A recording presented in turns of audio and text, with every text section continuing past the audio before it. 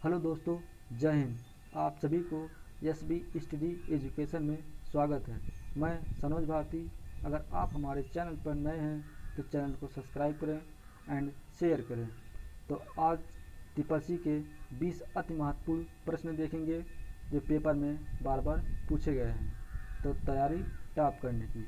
तो चलते हैं आज के पहले क्वेश्चन पर।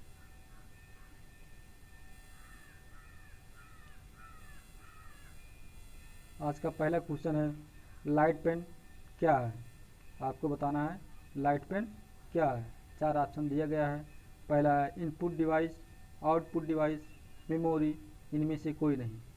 तो आपको बताना है कि लाइट पेन क्या है। तो सोचिए और बताइए।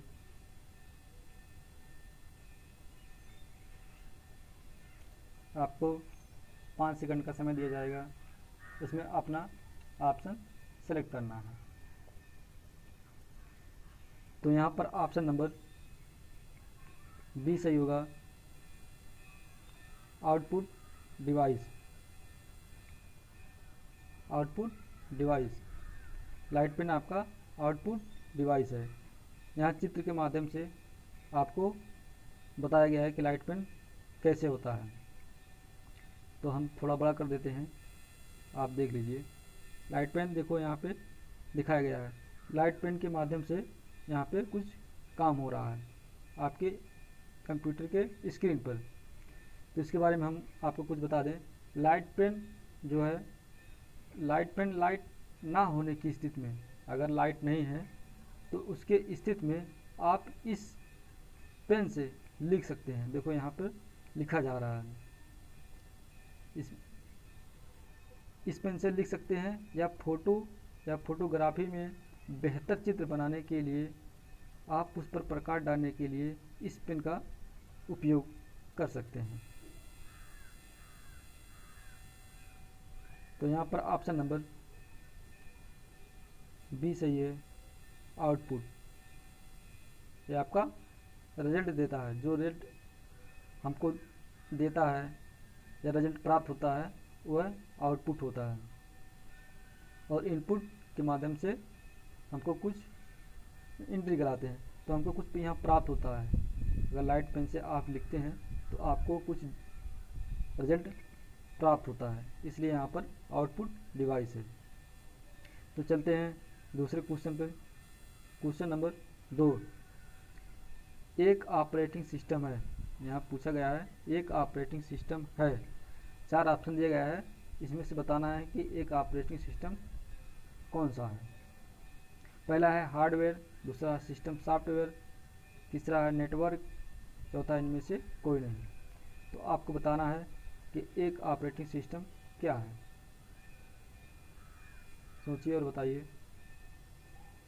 तो यहाँ पर ऑप्शन नंबर बी सही होगा, ऑपरेटिंग सिस्टम जो आपका है सिस्टम सॉफ्टवेयर एक ऑपरेटिंग सिस्टम है। जो आपका बी है सिस्टम सॉफ्टवेयर, यह एक ऑपरेटिंग सिस्टम सॉफ्टवेयर है। तो चलते हैं नेक्स्ट क्वेश्चन पर। क्वेश्चन नंबर 3, यहाँ पर आपको बताना है MICR का अर्थ, कि MICR का पूर्ण अर्थ क्या इसमें से है। 4 ऑप्शन दिया गया है, सोचिए और बताइए। तो यहाँ पर ऑप्शन नंबर ए सही होगा, मैग्नेटिक इंक कैरेक्टर रीडर। यहाँ पर जो है M magnetic, I ink, C for character, R for reader. तो आपका यहाँ पर ऑप्शन नंबर फर्स्ट सही है। MICR का पूर्ण रूप होता है मैग्नेटिक इंक कैरेक्टर रीडर। चलते हैं नेक्स्ट क्वेश्चन पर। क्वेश्चन नंबर 4, 1 किलोबाइट किसके बराबर होता है। आपको 4 ऑप्शन दिया गया है, उसमें से बताना है कि 1 किलोबाइट क्या होता है। अगर आपको MB, KB, TB, से क्वेश्चन देखना है तो हमारे चैनल पर वीडियो अपलोड है, वहाँ पर आप जाके विस्तार से उसके बारे में जान सकते हैं। तो यहाँ पर आपको बताना है 1 किलोबाइट किसके बराबर है।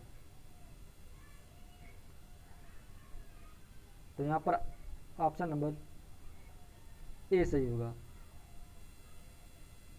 1 किलोबाइट जो आपका है 1024 बाइट के बराबर होता है। तो चलते हैं नेक्स्ट क्वेश्चन पर।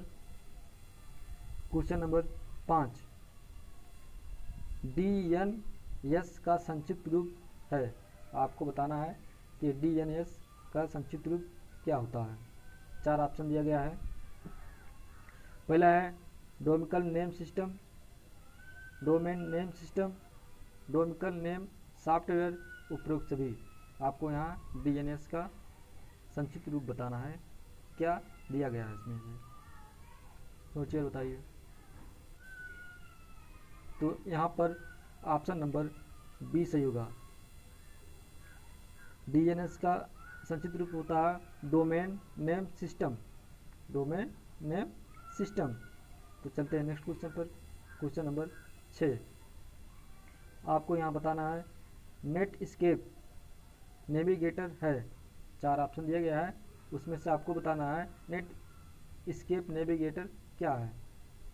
सोचिए और बताइए। यहाँ पर आंसर नंबर ए सही होगा, इंटरनेट ब्राउज़र। आपका जो नेटस्केप नेविगेटर है वो इंटरनेट ब्राउज़र है, जिसके माध्यम से आप कुछ वहाँ पर सर्च कर सकते हैं। तो चलते हैं नेक्स्ट क्वेश्चन पर। क्वेश्चन नंबर 7, आपको बताना है कंप्यूटर के क्लॉक स्पीड को किससे मापा जाता है। जो कंप्यूटर होता है उसके क्लॉक स्पीड को किससे मापा जाता है। आपको बताना है बिट्स, मेगाबाइट, गीगाबाइट या गीगाहर्ट्ज। हर्ट्ज। यहाँ पर सोचिए बताइए क्या होगा। तो यहाँ पर ऑप्शन नंबर डी सही होगा, गीगाहर्ट्ज। गीगाहर्ट्ज जो है आपका कंप्यूटर के क्लॉक स्पीड है, उसको ये मापता है कि कितने स्पीड से चल रहा है। तो चलते हैं नेक्स्ट क्वेश्चन पर। क्वेश्चन नंबर 8, निम्न में से कौन एक हार्डवेयर का उदाहरण नहीं है। तो आपको बताना है कि हार्डवेयर का उदाहरण नहीं है। हार्डवेयर वह होता है जिसको हम छू सकते हैं, महसूस कर सकते हैं, वह आपका हार्डवेयर है। तो इसमें से बताना है कि नहीं है। 4 ऑप्शन दिया गया है। पहला स्कैनर, प्रिंटर, माउस, इंटरप्रेटर। सोचिए और बताइए। तो यहाँ पर ऑप्शन नंबर डी होगा, इंटरप्रेटर। स्कैनर, प्रिंटर और माउस आपका हार्डवेयर है, जिसको हम छू सकते हैं और महसूस कर सकते हैं कि हाँ ये हार्डवेयर है। और इंटरप्रेटर जो आपका है वो हार्डवेयर नहीं है। तो चलते हैं नेक्स्ट क्वेश्चन पर। क्वेश्चन नंबर 9, MS वर्ड से बाहर आने के लिए किस शॉर्टकट की का उपयोग किया जाता है। अगर आप MS वर्ड चला रहे हैं तो आप उस पेज से बाहर आना चाहते हैं तो किस शॉर्टकट की का प्रयोग करेंगे जिससे आप बाहर आएंगे। तो 4 ऑप्शन दिया है, Ctrl+F4, Alt+F4, Ctrl+W, Ctrl+E। तो आप सोचिए बताइए। यहाँ पर ऑप्शन नंबर बी सही होगा, Alt+F4। जैसे ही आप Alt+F4 को प्रेस करेंगे तो आप MS वर्ड से बाहर निकल जाएंगे। तो चलते हैं नेक्स्ट क्वेश्चन पर। क्वेश्चन नंबर 10, निम्न में कौन सा file type word document file को इंगित करता है। आपको बताना है कि कौन सा फाइल टाइप वर्ड है जो डॉक्यूमेंट फाइल को इंगित करता है। अगर आप अभी तक चैनल को सब्सक्राइब नहीं किए हैं तो चैनल को सब्सक्राइब करें, साथ में बेल आइकन को प्रेस करें ताकि हमारे आगामी वीडियो का नोटिफिकेशन आपको मिल सके। तो यहाँ पर बताइए। यहाँ पूछा गया निम्न में कौन सा फाइल टाइप वर्ड, जो भी टाइप वर्ड आप करते हैं वह आप एमएस वर्ड पर टाइप करते हैं, कुछ भी टाइप करना हो तो उस डॉक्यूमेंट फाइल को कौन सा इसमें से इंगित करता है। 4 ऑप्शन दिया गया है। पहला wrd.wrd.doc.wor.msw। सोचिए और बताइए कि एमएस वर्ड जो है टाइप वर्ड किया जाता है तो उस डॉक्यूमेंट को कौन सा इंगित करेगा इसमें से। तो यहाँ पर ऑप्शन नंबर बी सही होगा, .wc। अगर आप एमएस वर्ड चलाए होंगे तो जहाँ फाइल सेव होता है वहाँ पर .doc लिखा रहता है। अगर आप उसको सेव करेंगे तो वहाँ पे नाम लिखने के लिए आता है, किस नाम से आप सेव करना चाहेंगे, तो वहाँ पे उसके बगल में दिया रहेगा .doc, मतलब डॉक्यूमेंट नेम रहेगा, वो किस नेम से आप सेव करना चाहेंगे। तो चलते हैं नेक्स्ट क्वेश्चन पर। क्वेश्चन नंबर 11, क्या अशिक्षित व्यक्ति को डेबिट कार्ड जारी किया जा सकता है।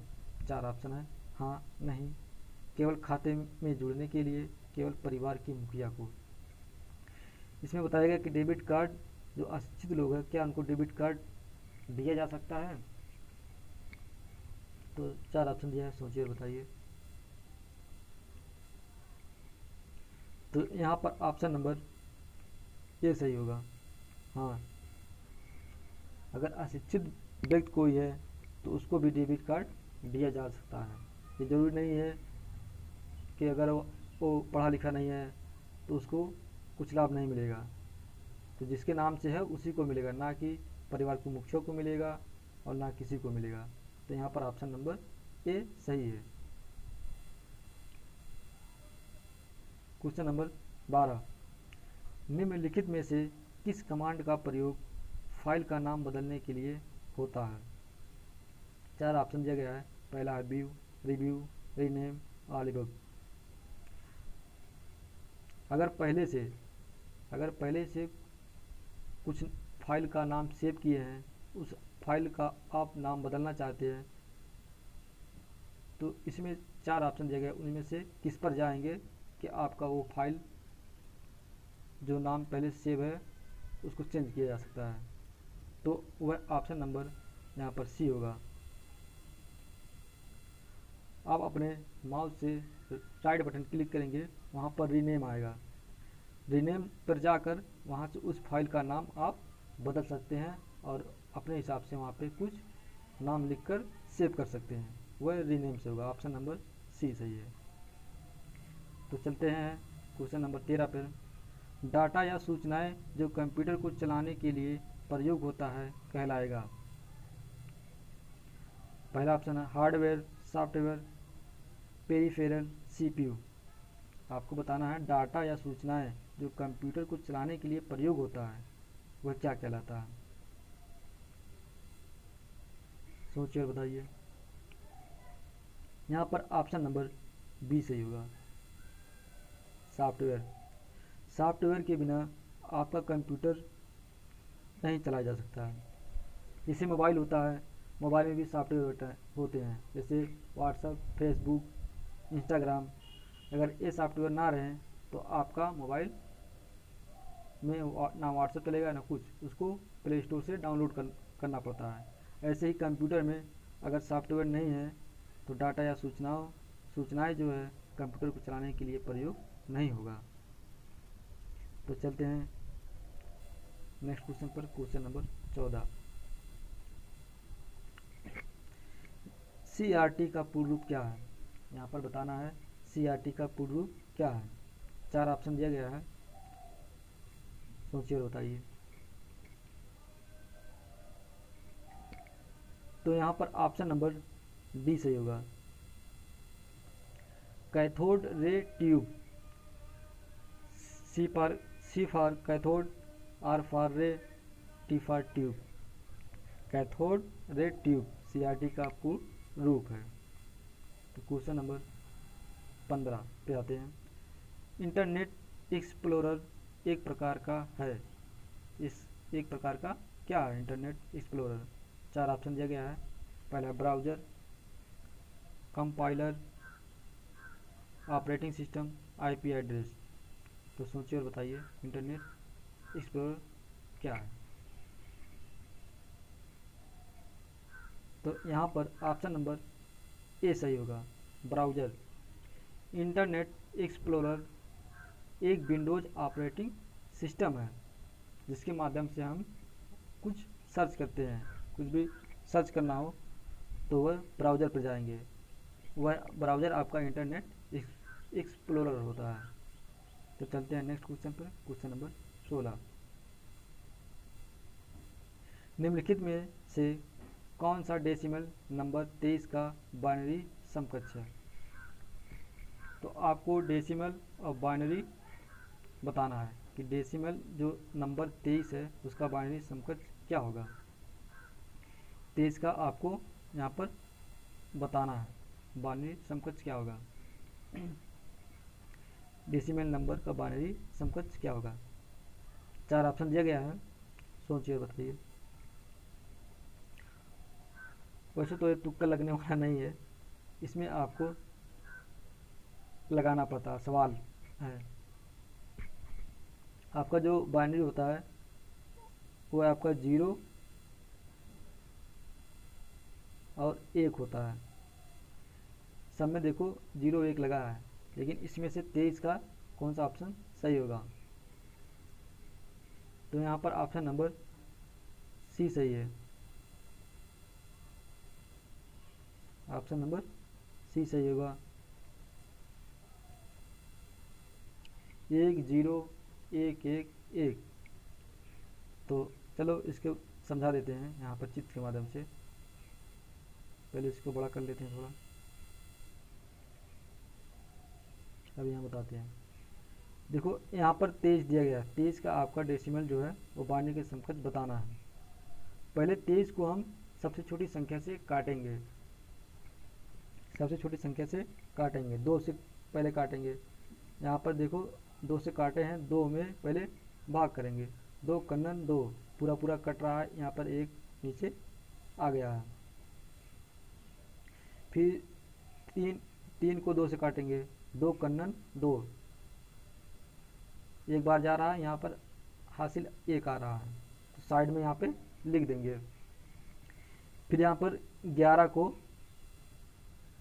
2 से डिवाइड करेंगे, भाग करेंगे, 2 पंचे 10, 2 पंचे 10 हुआ, तो यहाँ पर हासिल 1 आएगा। 5 बार गया है तो 10 तक जा रहा है, 1 बच रहा है, यहाँ पर एक साइड में यहाँ पे लिखते जाएंगे, मतलब जो हासिल बचेगा।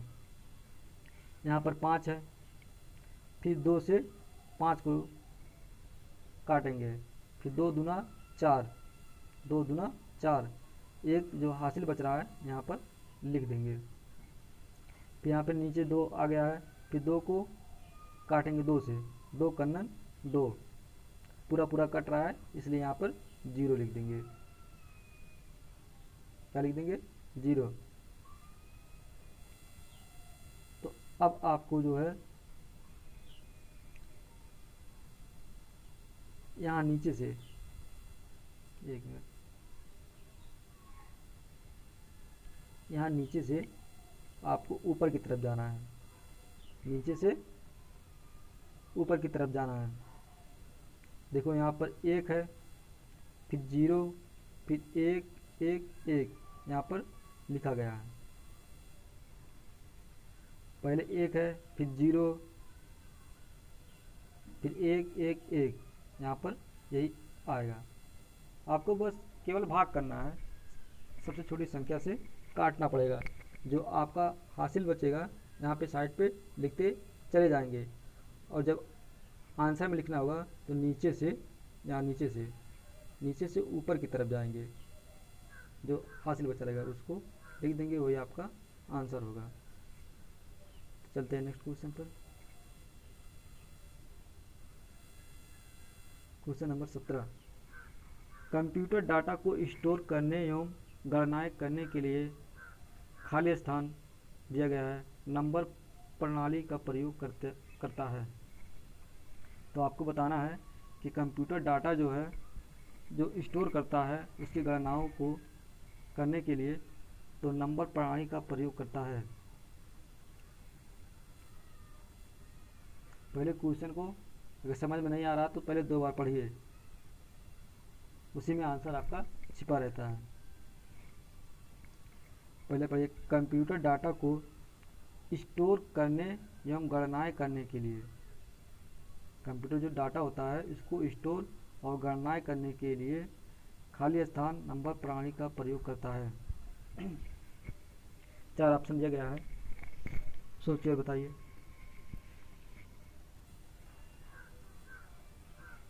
तो यहाँ पर ऑप्शन नंबर ए सही होगा, बाइनरी। आपका जो कंप्यूटर डाटा को स्टोर करने या गणनाएं करने के लिए आपको यहाँ पर बाइनरी संख्या यहाँ पर रहेगा, बाइनरी नंबर प्रणाली का प्रयोग करता है। जैसे आपका 0 और 1, आपका कंप्यूटर जो केवल है वो 0 और 1 को समझता है, यही जो है स्टोर करता है, उसकी गणनाओं को स्टोर करता है। यहाँ पर बाइनरी संख्या ये 0 1 आपका बाइनरी संख्या है, यही है जो आपका कंप्यूटर केवल समझता है, वो अपने भाषा में फिर ट्रांसलेट कर लेता है। तो चलते क्वेश्चन नंबर 18 पर। सेकेंडरी स्टोरेज डिवाइस केवल डाटा को स्टोर कर सकता है लेकिन उस पर डॉट डॉट नहीं कर सकता है। आपको यहाँ पर बताना है कि खाली स्थान के स्थान पर क्या रहेगा। जो आपका सेकेंडरी स्टोरेज डिवाइस है केवल डाटा को स्टोर कर सकता है लेकिन उस पर डॉट डॉट नहीं कर सकता। क्या नहीं कर सकता है? स्टोर तो कर सकता है लेकिन उस पर क्या और नहीं कर सकता है वो बताना है। 4 ऑप्शन दिया गया, सोचिए बताइए।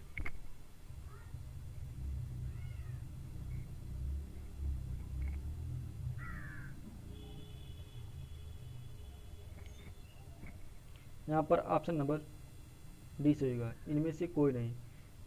जो तीनों ऑप्शन ऊपर दिया गया है इनमें से कोई नहीं होगा। इसमें दिया गया है सेकेंडरी स्टोरेज डिवाइस केवल डाटा को स्टोर कर सकता है लेकिन उस पर, यहाँ पर इनमें से कोई नहीं रहेगा, क्योंकि जो आपका सेकेंडरी डिवाइस डाटा होता है वो ऑलरेडी उसमें कंप्यूटर में फीड रहता है। उस डाटा को हम केवल पढ़ सकते हैं और उसमें कोई चेंजिंग नहीं कर सकते हैं। जो आपका सेकेंडरी होता है वो जान लीजिए एक प्रकार परमानेंट होता है, परमानेंट मेमोरी होता है। जो परमानेंट होगा उसमें आप कोई बदलाव नहीं कर सकते हैं, कुछ चेंजिंग नहीं होगा। इसलिए इस ऑप्शन में यहाँ पर वो कुछ नहीं दिया गया है, इसलिए यहाँ पर इनमें से चारों ऑप्शनों में कुछ नहीं होगा, इनमें से कोई नहीं होगा। तो चलते हैं नेक्स्ट क्वेश्चन पर। क्वेश्चन नंबर 19, निम्नलिखित में कौन सा प्रोसेसिंग यूनिट का भाग है? आपको बताना है कि 4 ऑप्शन दिया गया है, इनमें से बताना है प्रोसेसिंग यूनिट का भाग है। क्वेश्चन नंबर 19, सोचिए बताइए।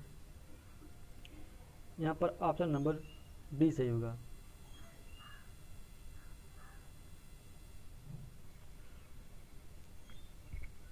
प्रोसेसिंग यूनिट का भाग है arithmetic logic unit. Arithmetic logic unit आपको यहाँ चित्र के माध्यम से बता देते हैं।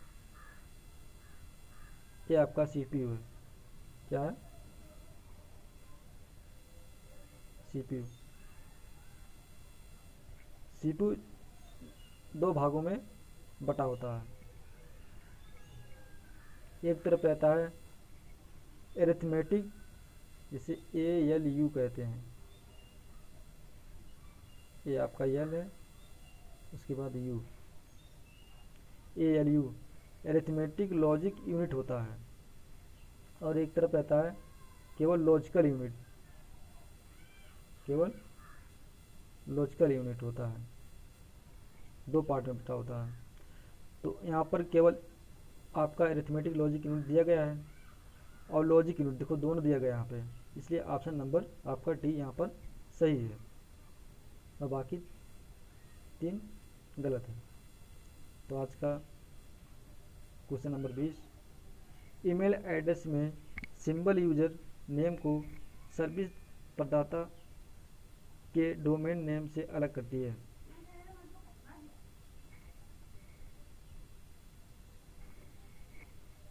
तो यहाँ पर 20 जो दिया गया है बताना है।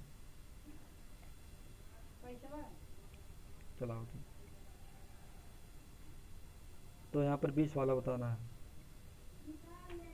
ईमेल एड्रेस में सिंबल यूजर नेम को सर्विस प्रदाता के डोमेन नेम से अलग करती है। क्या अलग करती है? ईमेल आईडी जो आपका दिया रहता है तो उसमें से क्या अलग करती है? 4 ऑप्शन दिया गया है। तो यहाँ पर ऑप्शन नंबर सी चाहिएगा, @ मान लीजिए यहाँ पर ईमेल आईडी है, मान लीजिए सोनू नाम से है, सोनू यहाँ पे 12, तो यहाँ पर अलग करेगी @ अब इसको सोनू 12 को यहाँ पर अलग करेगी और यहाँ पर अपना वो डोमेन नेम रहता है, यहाँ पर gmail.com, यहाँ पर gmail करके .com उसका रहता है। ये जो @ है बीच में, यही उसका डोमेन नेम से अलग करती है, तो यहाँ पर ऑप्शन नंबर सी सही है। अगर चैनल को सब्सक्राइब नहीं किए हैं तो चैनल को सब्सक्राइब कर लें, साथ में बेल आइकन को प्रेस कर लें ताकि हमारी आगामी वीडियो का नोटिफिकेशन आपको मिल सके। तो ये आज का लास्ट क्वेश्चन था। फिर मिलेंगे नेक्स्ट वीडियो में, तब तक के लिए जय हिंद।